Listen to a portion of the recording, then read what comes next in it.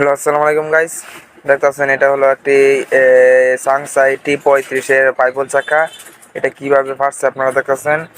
একদম আপনার দুইও দিক দিয়ে অনেকটা ফেটে গেছে। একদম অবস্থা খুবই খারাপ।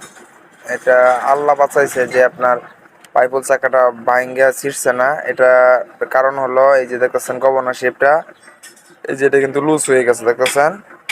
লুজ হয়েছে রানিং অবস্থায় আপনার এই গভর্নর শেপটা ভিতরে ঢুকে গেছিল। এই দেখতেছেন ভিতরে এভাবে ঢুকে গেছিল, তারপরে এই যে ক্র্যাঙ্ক শেপের মধ্যে এভাবে ডাইরেক্ট আটকে গেছে। আটকে যাওয়াতে আপনার এই পাইপল চাকাটা ভেঙে গেছে আর কি। তাছাড়া ওয়াইটের চাবির গার্ড নষ্ট হয়ে গেছে, আর উপরের যে ওয়াইটটা ছিল ওইটাও কিন্তু বেগে বেগে গেছে। আর এই যে ক্র্যাঙ্কের চাবির গার্ডও কিন্তু গেছে গা দেখতেছেন।